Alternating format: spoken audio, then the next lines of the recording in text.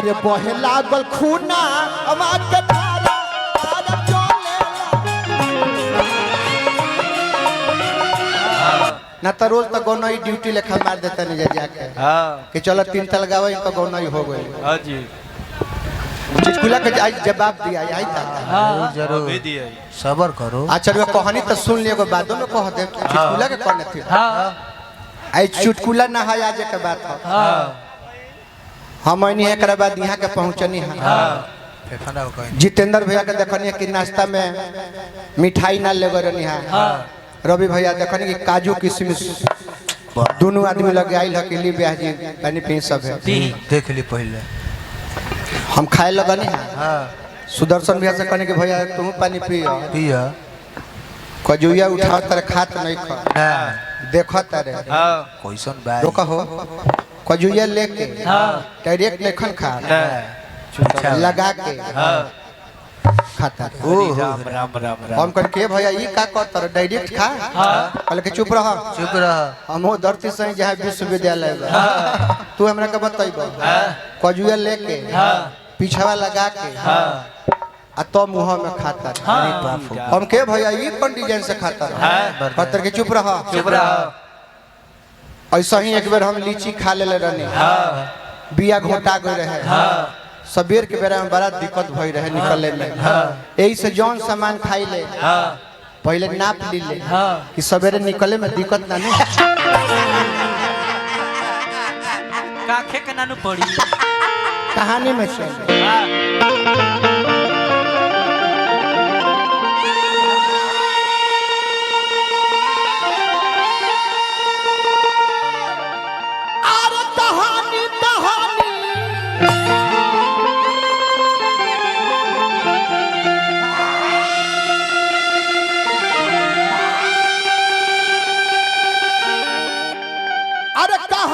कहानी कहानी कि ये कहानी कहानी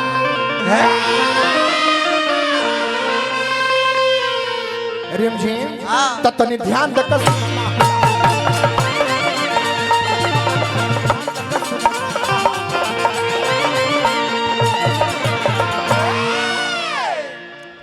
यहाँ कौनो व्यवस्था जुगाड़ पर नहीं है कि चलो केहू काम घींचे वाला व्यवस्था है नहीं है। रिमझिम भाई नच दिया ग्रिंग ग्रिंग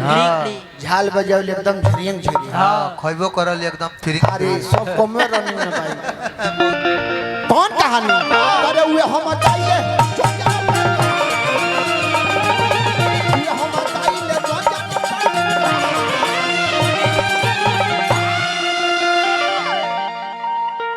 भाइयों में आई नाचे खूब बढ़िया ईटा पात देवे बढ़िया बढ़िया अभी दाढ़ी बनाओ दिया सच्चा से तनिको एने ओने ना अरे देख के ध्यान तनी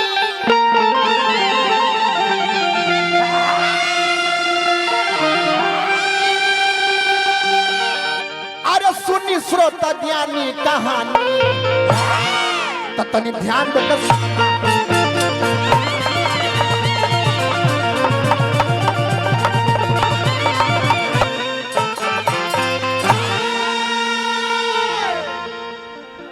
अब तो श्राद्ध में कैसो चाचा केहू ब्यास बजाला देखी कि केहू मरद मरल बा तो दशरथ श्राद्ध आ मेहरारू मोल बा तो सती दह लेकिन हम कहले कि सब घाट पर गावेला प्रसंग है लाश जरूरत होकर तब गाओ द्वार पर के प्रसंग ना द्वार पर के भक्त भगवान के प्रसंग होके के चाहिए आ निमन लोग बाये से मन कहले से कि प्रसंग सुनाए कि एक रोज अर्जुन जी कहले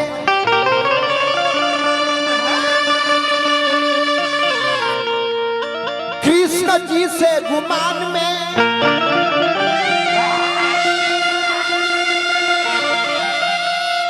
हमारा ऐसा भक्त के बराबर बोलिए जहान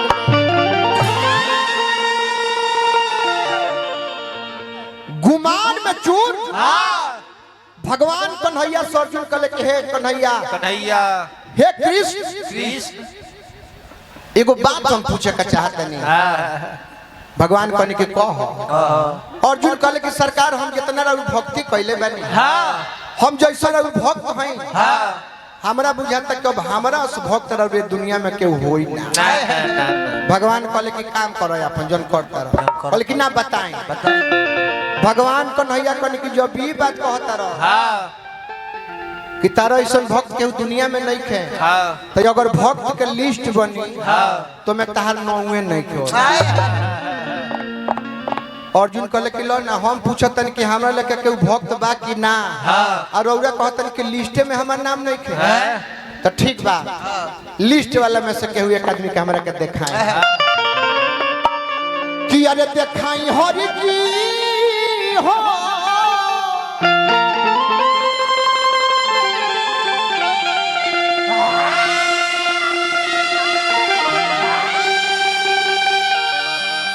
अरे देखाई हरि जी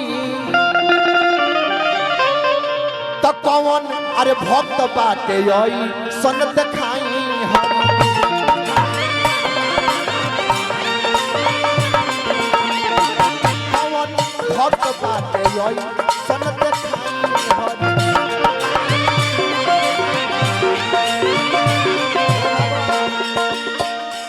अर्जुन कहले हथवा जो और जी सुनिली हरि अर्जुन कहले हथवा जो और जी सुनिली हरि हमारा विकास ठाकुर भैया बनी हजारों हजार रुपया पुरस्कार दिल भाई नारायण जी बना कर तो गा के कहले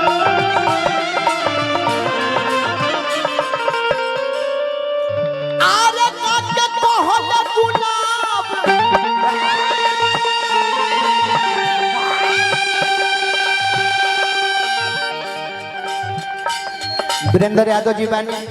आप प्रसंग पर पुरस्कार देते हैं तो मन में खुशी होती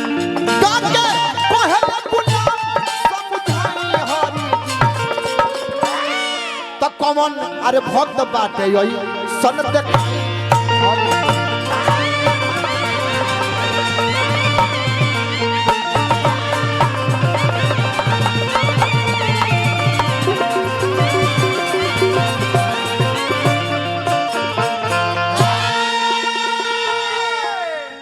भगवान कहले कि अर्जुन जब नाम मनब तो साधु के भेष धर साधु के भेष धरवा दिहनी अपनो साधु के भेष धैनी यमराज के बोला के बल्कि थोड़े देर खातिर तू तनी बाघ बन जा आ वही घड़ी राजा मोरध्वज के नाम चल रहे कभी इनका ले बड़ो केहू दानिये बे धरती पर रह नहीं खे गए राजा मोरध्वज के दरबार में पहुंचता लो दोनों जना नारायण नारायण नारायण जब राजा देखले कि दरवाजा पर दू गो साधु आ संगे गो बा कहले कि धन हो भा अरे हाथ जोड़ी पूजी ले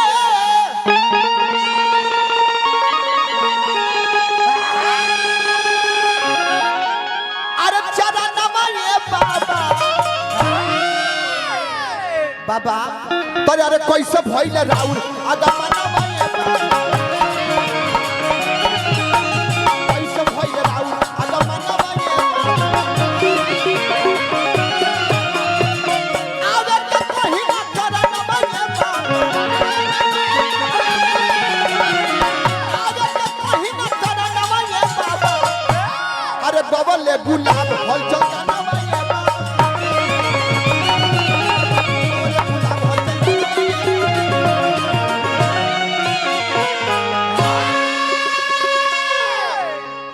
राजा कहले कि कहीं सबे कौन कारण बा कितना सवेरे सवेरे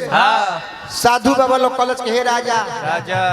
हमनी के सुनले बानी जा कि तहरा ले गौरव दानी केहू बाना जे जौन मांगेला तौने दे देवेला बहुत जोर से भूख लागल बा एगो काम करता हमनी के भोजन करा दे अरे कराई तो अरे कराई तो भोजन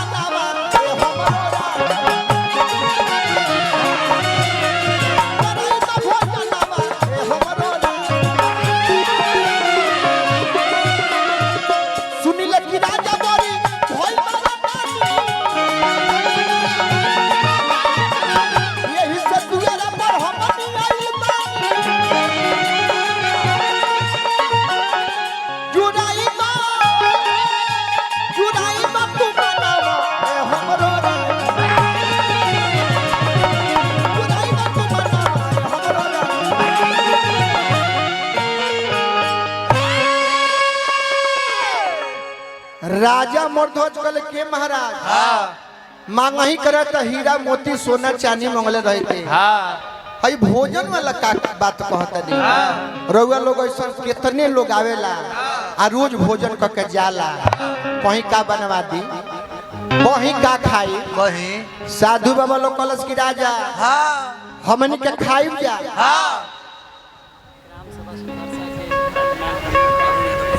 अच्छा ग्राम सभा सोनबरसा के वर्तमान प्रधान बनी अरुण यादव जी फौजी साहब 2100 रुपया पुरस्कार भेजोले बनी प्रसंग पर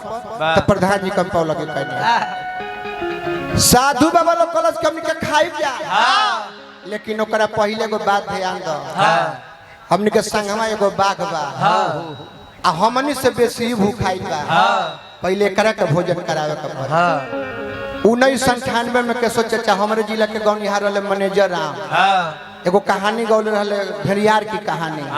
ओमे ही लय रहे कि रौरा पूछता नहीं तो अरे सुनी सरकार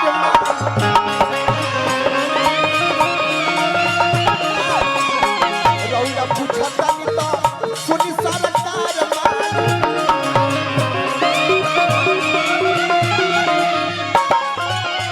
साधु बाबा लोग कलश के राजा पहले बाघावा के भोजन करावे पहले बाघावा के भोजन करावे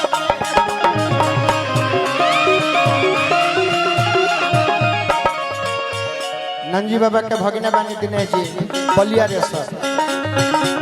हो करावे के परी हो करावे के परी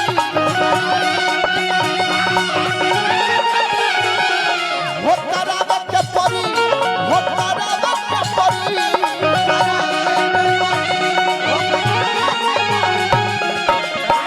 तो पहले बाघावा के अरे भोजन करावे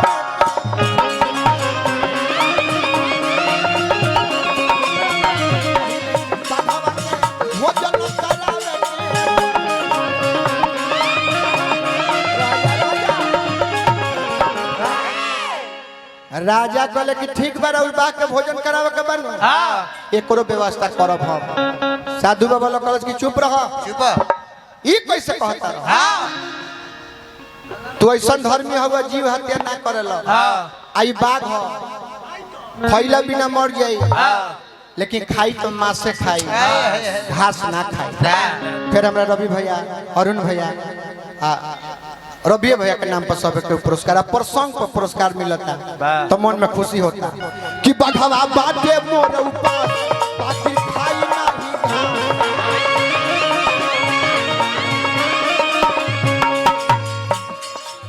हाँ मुखिया पद के प्रत्याशी नारायण जी मनोकामना पूरा करे हमने के तैयार नहीं चाहते हम तो संगे बन कि बाघवा बाटे मोर ऊपर बाकी खाई नहीं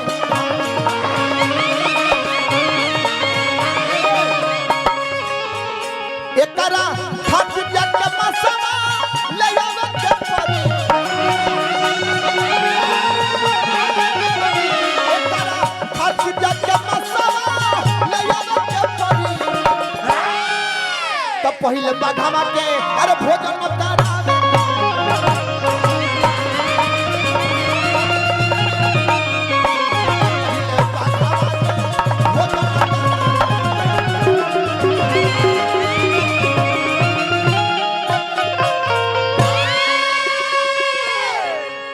साधु बाबा लोग कलश की राजा तू जीव हत्या करबे ना करेला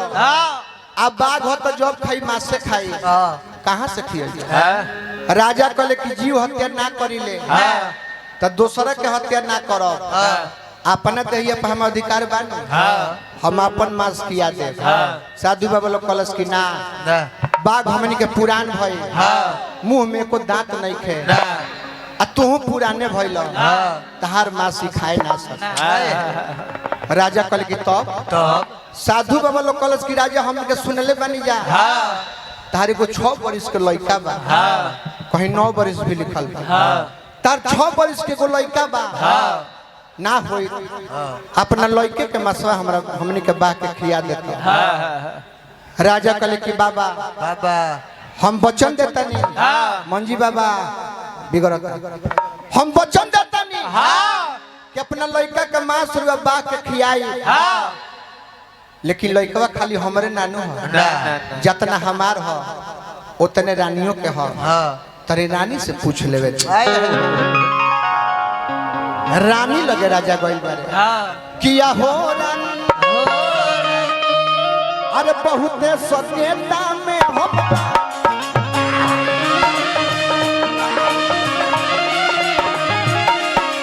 आहो रानी बहुत सत्यता में हम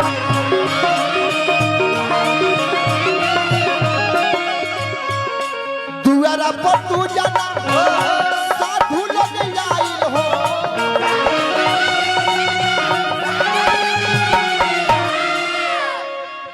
अपना दुआरिया पर दू जना साधु बाबा लोग आइल बा संग है एगो बाग बना बहुत भूख आइल हो संग है एगो बाग बना बहुत भूख आइल हो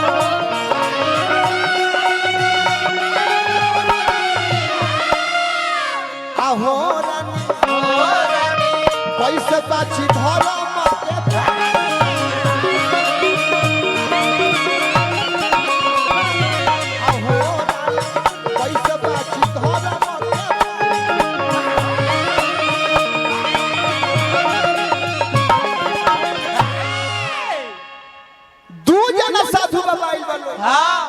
संगे गो बाग बा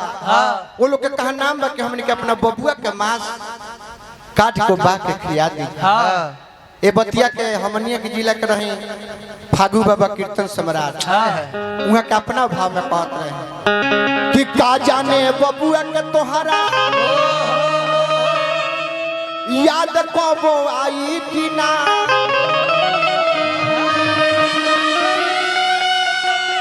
हम लइका के पैनी दा तोहरा से दियाई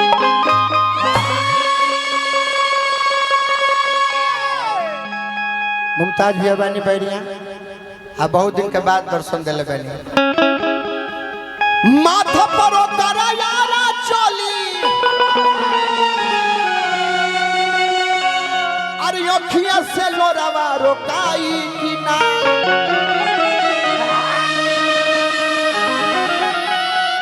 हम लइका के बिहनी दा तोहरा से दिया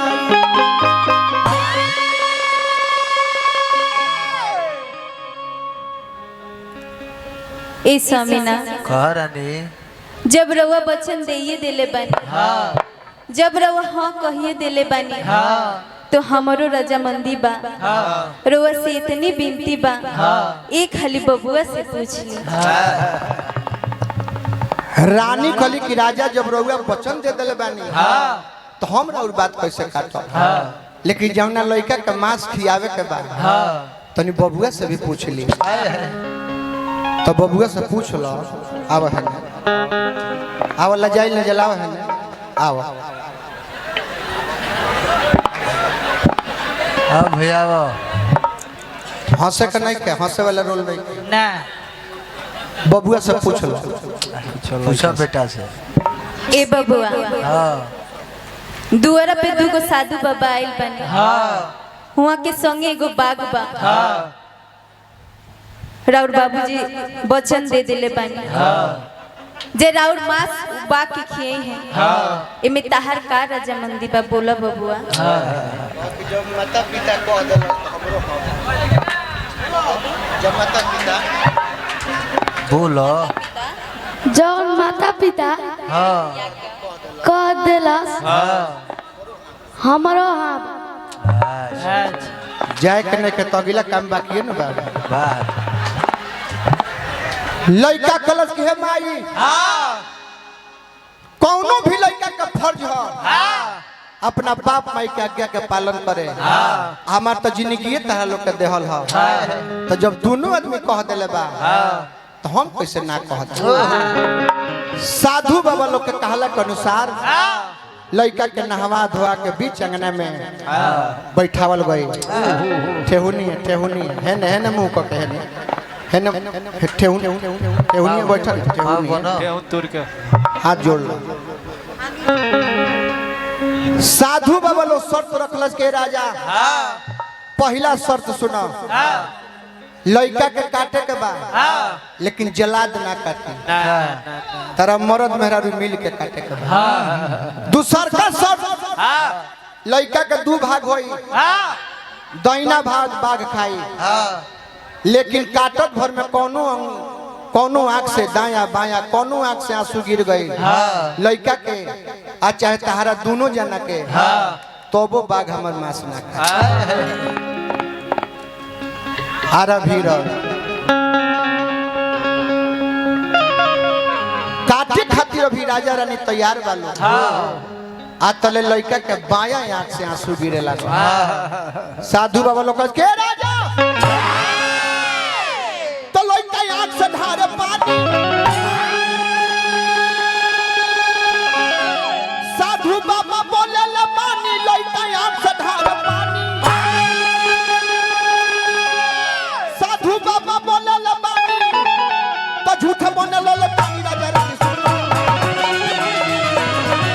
बोले ले पानी राजा रानी सुन लो।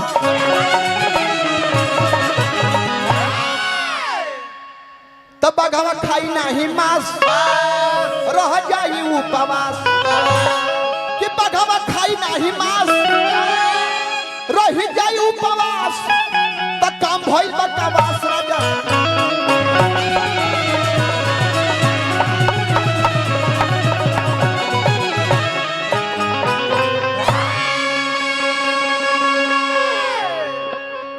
साधु बाबा लोग कहलस कि खिसियाई सभे मत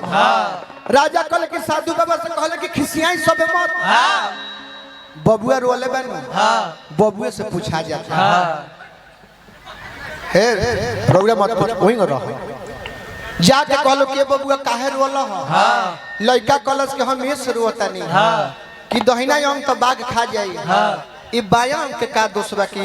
कोनो कामे ना आई। साधु बाबा लोग कहलस की बात बता चिंता नहीं करे। राजा रानी आरा भिरौले वालों काटे खातिर आ तबो देखता लो कि न राजा रुअतरे न रानी रुअतरी। साधु बाबा लोग कहलस की परीक्षा औरी तनी कठिन कर सोचलो कि का जने रानी पछावे बारी ऐसे न की रुअत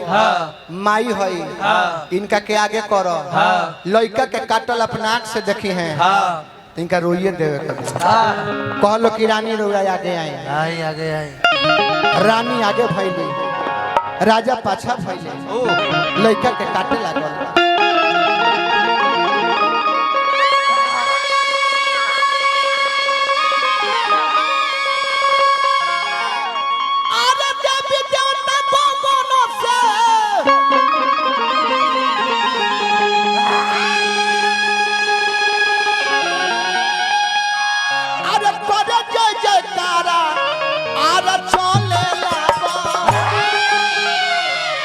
अरे बहे लागल खूना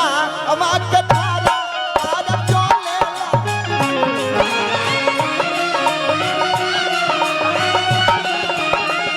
बहे लागल खूना अमा के धारा आरा चले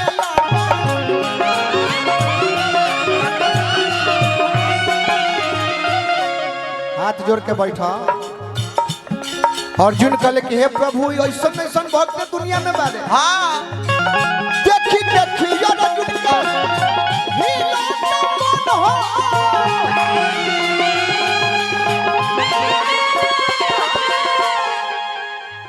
का जाने दुनिया में बहुत कैसन हो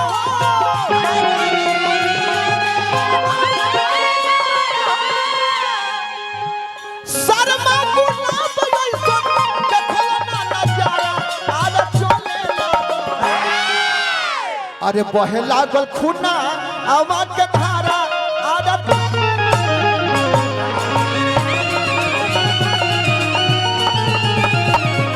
लागल खूना आवा के धारा आरा चले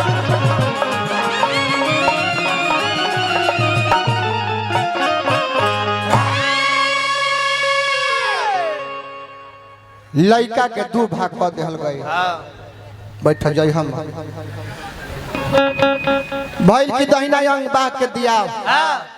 साधु बाबा लोग कलश की राजा जब देरी मत करो बाग खाता हमनियों के भोजन के व्यवस्था करो। साधु बाबा लोग के भोजन के व्यवस्था भई। साधु बाबा लोग कलश कैसे ना उनका फेर में नहीं रहे के तू हुआ बैठो ना। अरे बैठो भाई 1 मिनट के काम बा बैठो बैठो हो जा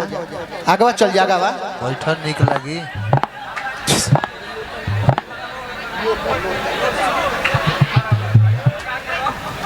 इनका फिर में नहीं करे।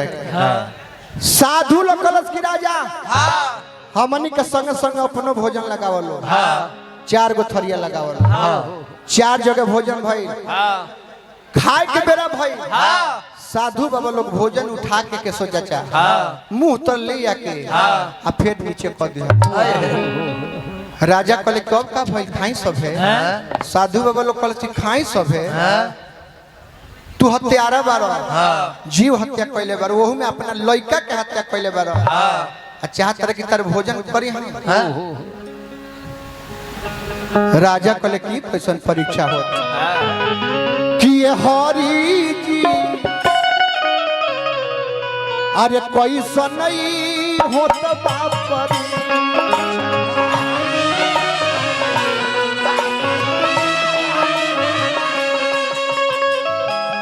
ए हरि जी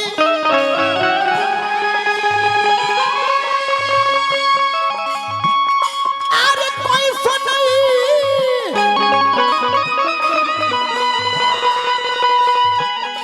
अरे होते बा परीक्षा ए हरि जी अरे कैसन नहीं होता बा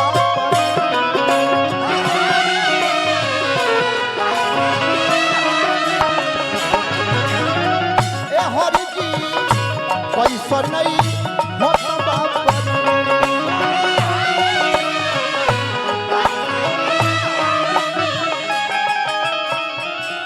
केतने आइले केतने कोइले केहू ऐसन मांगल न भिक्षा ए हरि जी केहू ऐसन मांगल न भिक्षा।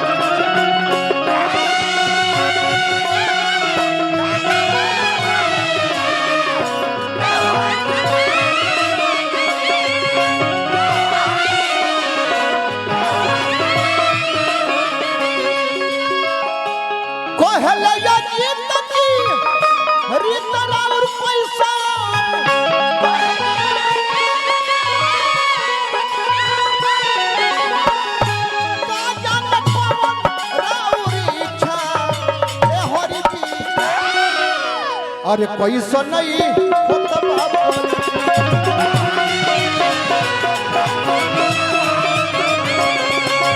ए हरि जी कैसन नहीं होता बाप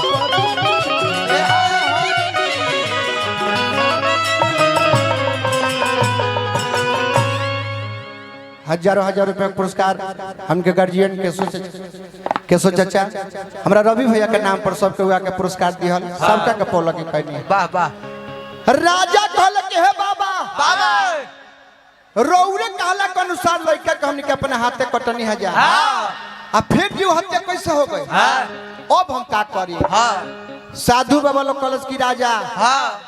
अगर सही में तू धर्मी बारो तो तू अपना लड़का के आवाज दो। अगर तहार लड़का स्वयं पानी लेके आई हमनी के चलाई तो हमनी के भोजन करब जा। राजा कहले की कैसे होई। अबे लोग के सामने हमनी के अपना हाथे कटनी है जा आयो कैसे बबुआ के बोलाई बबुआ कैसे आई। साधु बाबा लोग कलश के अगर तहार धर्म में शक्ति होई तो तहार लड़का जरूर आई। राजा रानी लागो लोग अपना बबुआ के बुला कि मेरे राज